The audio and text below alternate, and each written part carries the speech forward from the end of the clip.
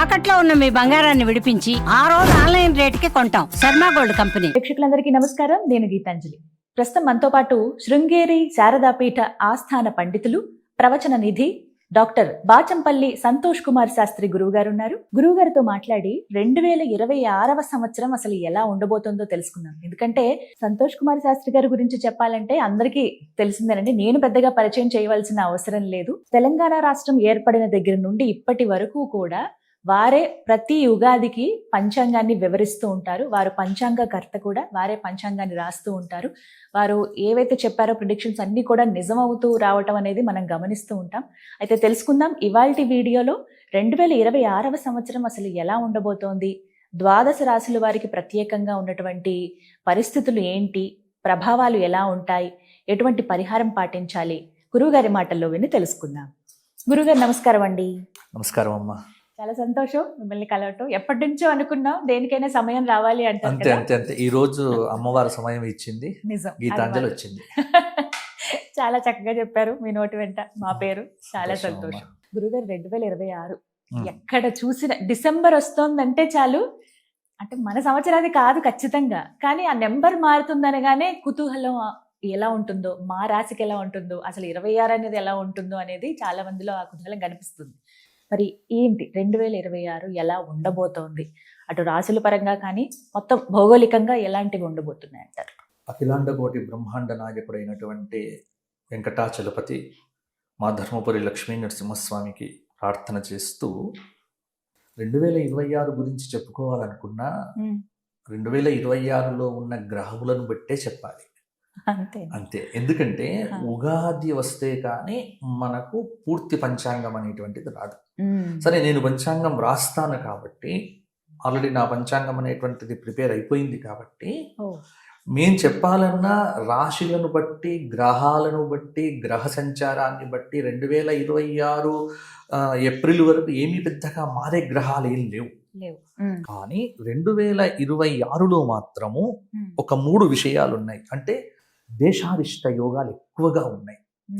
చాలా దేశారిష్ట యోగాలు, అంటే దేశానికి అరిష్టం కలిగించేటువంటి యోగమును దేశారిష్ట యోగము అంటారు. ఇవి 2026లో కొంత ప్రబలంగా కనిపిస్తూ ఉన్నాయి. ఒకటి ఏమిటి, ఏప్రిల్ 10 నుండి జూలై 4 వరకు కాలసర్పయోగం అనేటువంటిది ఉంది.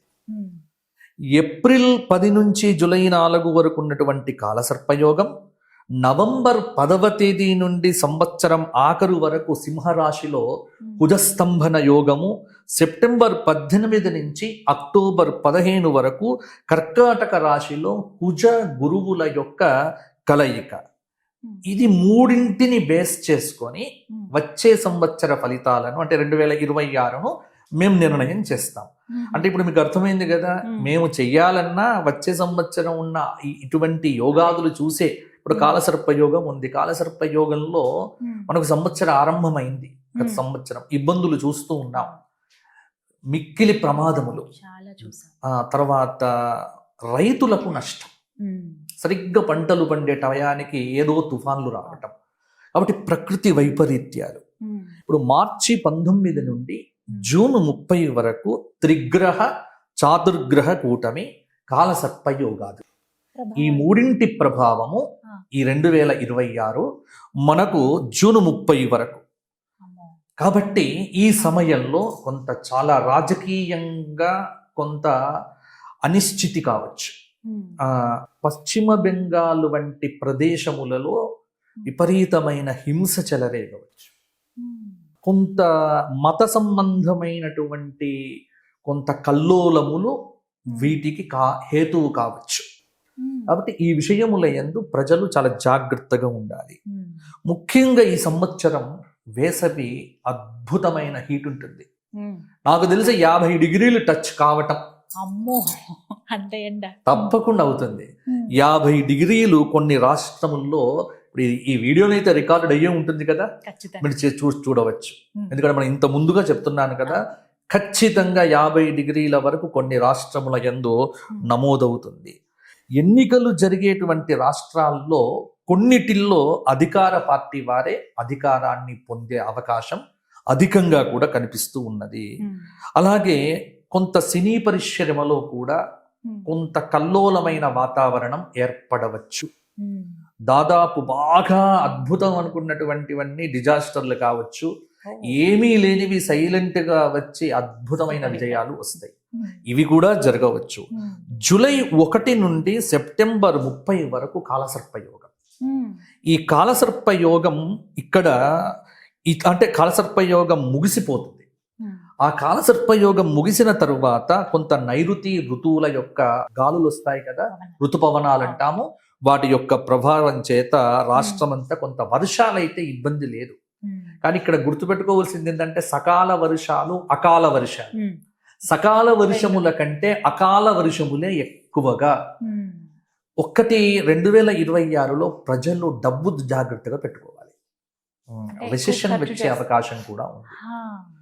కొంత ఇక్కడ కదా అమెరికా కానీ 2026 కాదు 27 వరకు కూడా డబ్బులు ఎక్కడ పెట్టొద్దు. భూమి మీద పెట్టకండి, క్యాష్గా పెట్టుకోండి, దాచిపెట్టుకోండి. డబ్బులు విచ్చలవిడిగా ఖర్చు పెట్టడం అనేటువంటిది ఇబ్బంది పడతారు. ఎందుకంటే ఖర్చులు తగ్గించుకొని పొదుపు అనేటువంటిది కొంత విలాసాలకు, ఈ పెళ్లిళ్ళు ఘనంగా చెయ్యటాలు కొంత తగ్గించుకొని డబ్బును పొదుపుగా వాడుకోవటం అనేది 2026లో ప్రతి ఒక్కరు కూడా ఈ సూచన పాటిస్తే వారికే బాగుంటుంది.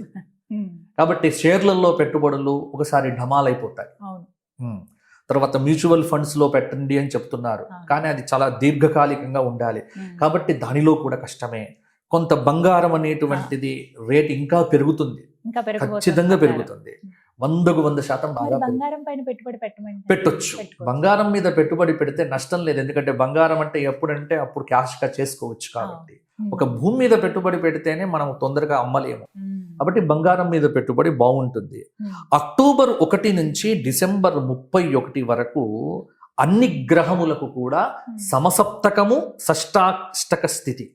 కాబట్టి ప్రతిరోజు గవర్నమెంట్లో ఏదో ఒక ప్రాబ్లం, తెలంగాణ గవర్నమెంట్ కావచ్చు, ఆంధ్రప్రదేశ్ గవర్నమెంట్ కావచ్చు, సెంట్రల్ గవర్నమెంట్ కావచ్చు, ఏదో ఒక ప్రాబ్లం తప్పకుండా ఉంటుంది. ఉత్తరాది దేవాలయాల యందు కూడా కొన్ని అపశృతులు వచ్చే అవకాశము ఉంది.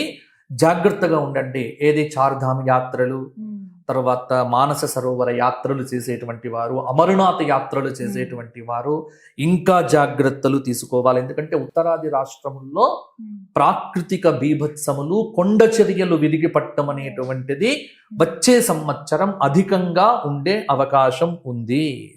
విహారయాత్రలు, విషాద యాత్రలు కావచ్చు, విచ్చలవిడిగా వెళ్ళకండి.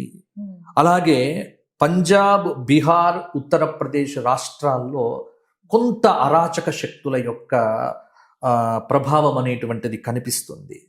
అలాగే కొన్ని భూకంపాలు వచ్చే అవకాశము ఉంది. అలాగే పశ్చిమ బెంగాల్ వంటి ప్రాంతముల యందు కొన్ని అల్లర్లు జరిగే అవకాశం కూడా ఉంది. కొన్ని రాష్ట్రాల యందు రాజకీయంగా మార్పులు కూడా జరిగేటువంటి అవకాశం కూడా లేకపోలేదు.